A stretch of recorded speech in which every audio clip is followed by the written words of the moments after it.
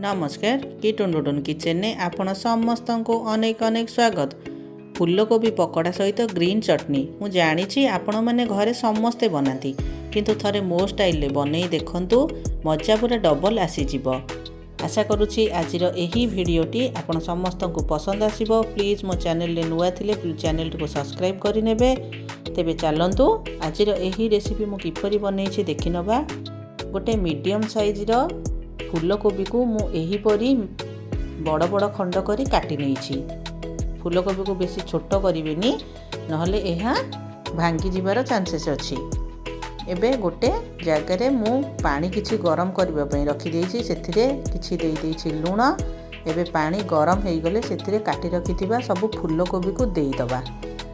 गोटे मिनिट परे देखिबे एहीपरी गोटे बॉयल आसी गले फूलकोबी रो कलर अल्प चेंज हेई जिवो। एबे ताहाको हमें सब बाहर करि नबा। एबे एहा पे गोटे मसाला प्रस्तुत करिबा। गोटे हेमदस्तारे मु नै जाइछि गोटे चामच पान मधुरी, गोटे चामच गोटा गोलमरीच 7 ରୁ 8टी, 3टी कंचा लंका, किछि अदा एवं गोटे चामच धनिया। ए सबु को एबे भलो भाबरे हमें छेचि नबा।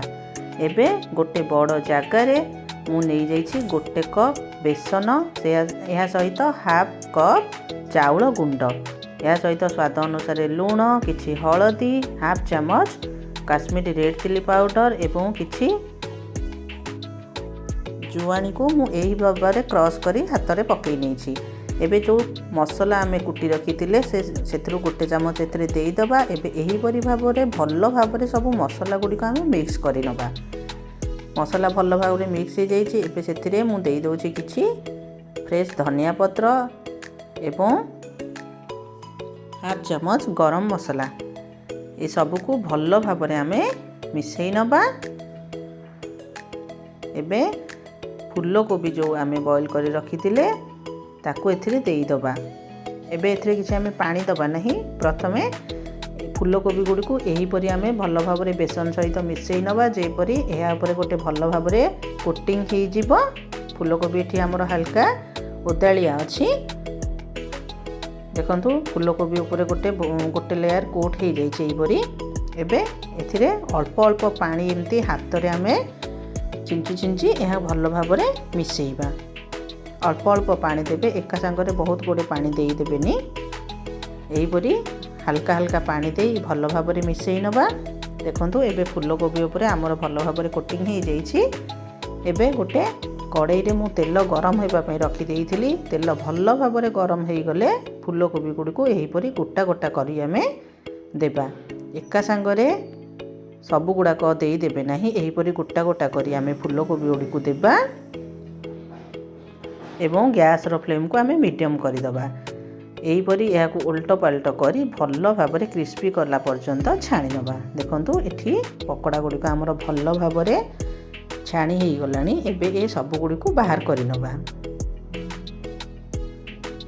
ए सब गुडी को एबे मु गोटे प्लेट रे बाहर करि नउछि। पकोड़ा गुडी को एबे एठी भल भाव में हमर गरम अछि। एबे एथिरे मु किछि पकोड़ा गरम थिला टाइम रे किछि चाट मसला मु एथिरे ऐड करि नउछि, जहा द्वारा पकोड़ार टेस्ट बहुत भल लगी थाए। चटनी बिना तो पकोड़ार स्वाद पूरा अधूरा। तेबे चलंतु एहा पे गोटे ग्रीन चटनी मु प्रस्तुत करिछि। किछि धनिया पत्र, एहा सहित नै जाइछि किछि पुदीना पत्र, एहा सहित स्वाद अनुसार लूण। एथिरे एबे मु देई दउछि 2 ରୁ 3टी कंचा लंका, किछि अदा, 4 ରୁ 5 कोला रसुण एवं गोटे लेंबूर रस को हाफ लेंबूर रस को बैठू चिपुड़ी नेइछि। एबे एथिरे देई दबा किछि पानी एवं गोटे चामच जीरा। ए सब को एबे भल भाव में आमे फाइन पेस्ट करी बनै नबा। एबे हमर ग्रीन चटनी मध्य प्रस्तुत हो गला। देखंतु केते परफेक्ट पूरा बनिछि चटनी सहित पकोड़ा।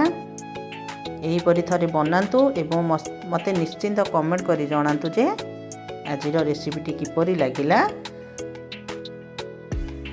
आशा करुछि आजिर एही वीडियो आपण समस्त को पसंद आसीथिबो। आसीबी आउ गोटे नुआ वीडियो सहित से पर्यंत रहिली। जय जगन्नाथ।